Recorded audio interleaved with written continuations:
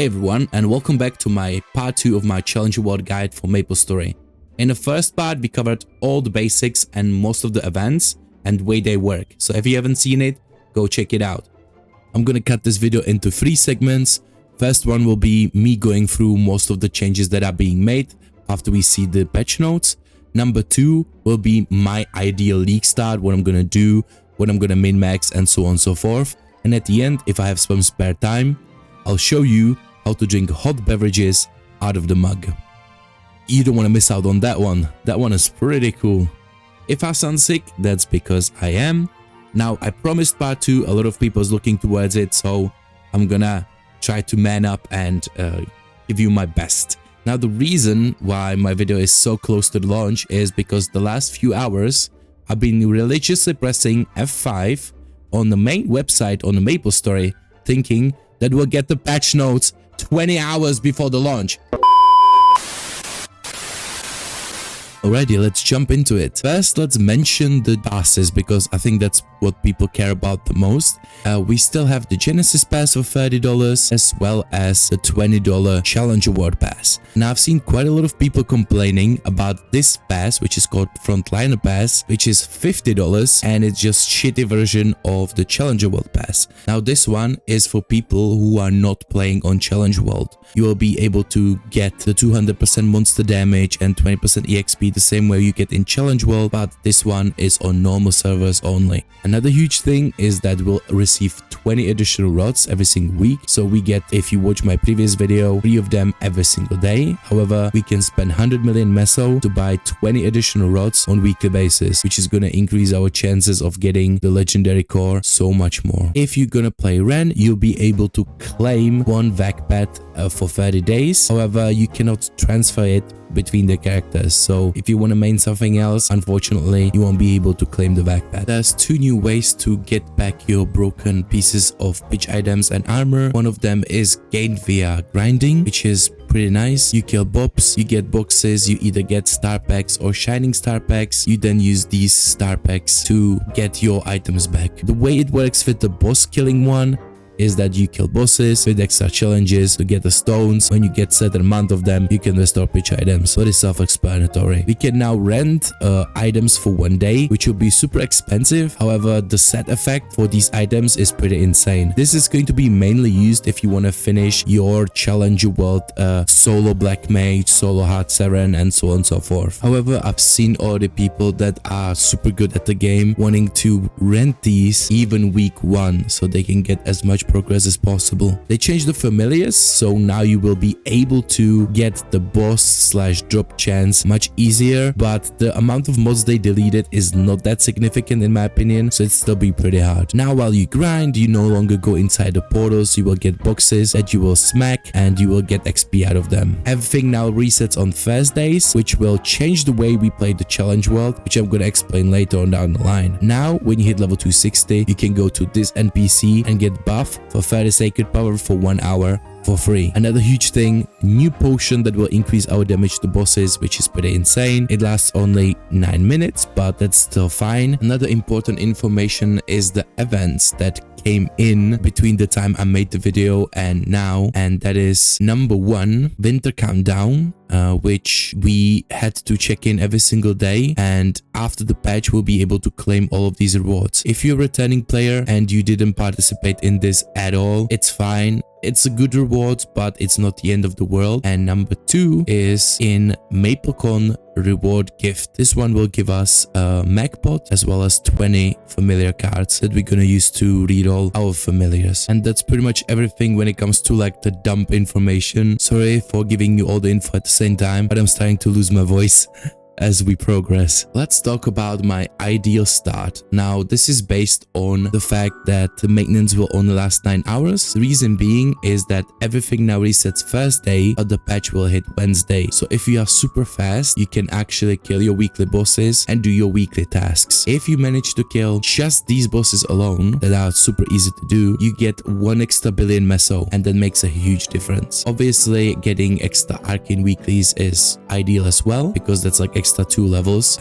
But yeah, I'm gonna go and talk about what I'm gonna do step by step. So first thing first, we're gonna level up to level 200 and get our 5th job. When we get our 5th job, we're gonna open all the node stones and try to get as many decent holy symbols as possible. Afterwards, I dip into the winter countdown, claim all of the experience nodes and level up my decent holy symbol as high as I can. After that, I will go into this event and claim my spirit pendant, which is an amulet that will give you 30% extra XP on top of it. So we have this skill, which will give us, let's say, 30% XP, and we will have the amulet, which will give us another 30%. Afterwards, I'll quickly jump into the free strawberry that we will receive. That with the additional strawberries that we can buy from this vendor. Here we kill a couple of bosses and a couple hundred monsters, and we can buy 5 more. If I combine this strawberry with additional 5, I should hit 230 super duper easily. Now, if you do not have access to this strawberry, you can quickly jump into the monster park and you should hit level 230 super nicely. Now, afterwards, I'll jump into the boss content. We're gonna apply for item burning, which I do not have right now because the event is not open. But oh, here's a picture of one of the menus. So what I'm gonna do is I'm gonna kill them in this order. At the very least, I'm gonna kill Papalatus, if not Lotus as well. So we're gonna kill all of these bosses, increase our damage by item burn levels, and afterwards I quickly jump in and try to kill as many of the other easy bosses as I can. This will net me around 1 billion meso, and I can quickly jump into my arcane weeklies. Because we are level 230, we pretty much cover every single one except the highest one. Now, if there's a lot of time I have before the reset, I can try to push level 235. If not, it doesn't really matter. It's not that big of a deal. Obviously, that only matters if the patch will hit immediately after like 9 to 10 hours. If it's 20-hour maintenance, we don't have to push for the first weekly reset. And because I'm trying to go for the best battle mage in the server, I'm gonna go dojo as well. Let's pretend the weekly got reset, so we're gonna go and quickly kill the bosses again so we can get additional billion. So with the 2 billion that we have, I'm gonna try to get my event rings to legendary potential. I'm gonna have at the very least 2. For those who don't know, you get 1 for Challenger World burning. You will get second one if you play Ren. You'll get your 3rd ring if you participate in the winter countdown, and you get your 4th ring in the new event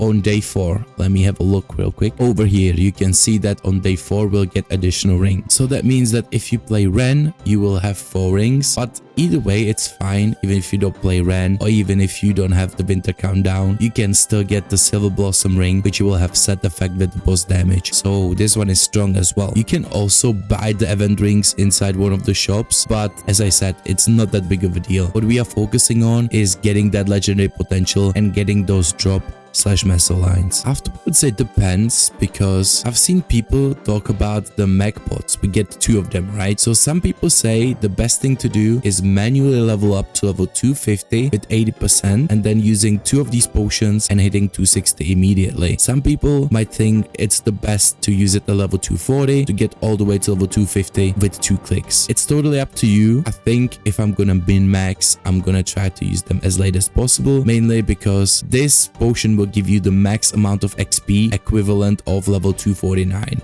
So if you use it at later levels, at level 250, you will get the most amount of XP from these potions. So if you really want to min-max this, use them later on.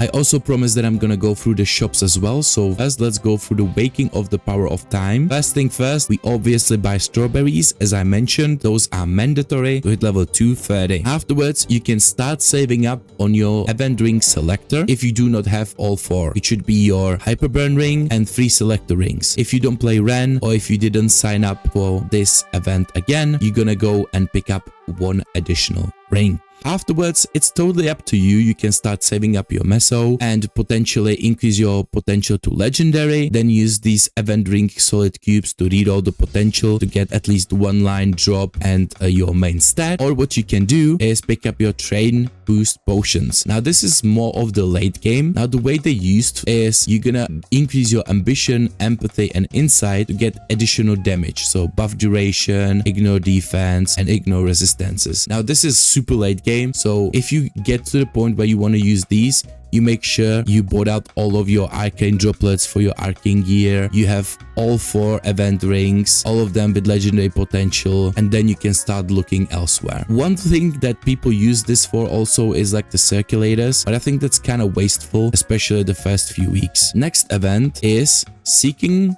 traces of time. This one is pretty self-explanatory. You kill bosses, you get traces, and then you open this shop. Now the most important ones is the free X coupons and VIP selector buffs. Now as you can see, this one lasts only a day and can be claimed once a day. So even though we get a bunch of the free X coupons here from our daily check-in, make sure to use these first because these will disappear after a day. These you can hoard. So we're gonna buy every single day free X coupon and let's say some VIP buff for a little bit of extra XP. Afterwards, it's kind of up to you. If you need cubes or if you need flames, you can use either or. Next on the menu is a meso shop. As we mentioned, we have to buy these rods every single week without a doubt. We don't know again when the reset is done, if it's Thursdays or Tuesdays. If it's Thursday reset, we need to make sure on day 1 we buy these suckers out. Again, we don't know the info about this one, so I cannot tell you when you need to buy them. Next on the menu is Challenger World shop. Now this one is very similar to the Traces shop,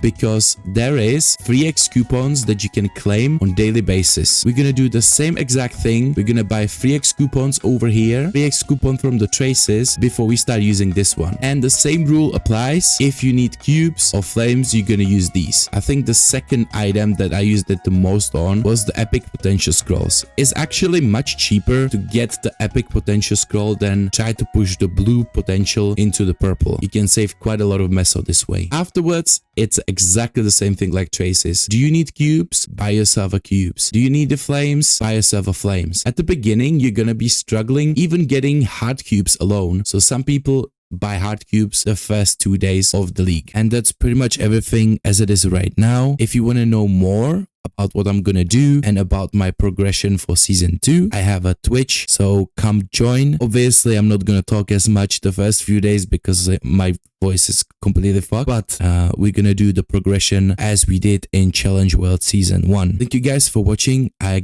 apologize, there's not that many memes. You know, my voice is completely fucked, but I wanted to put out a video for people that requested it. I hope you guys enjoyed, and I'll see you in the Challenge World. Bye bye.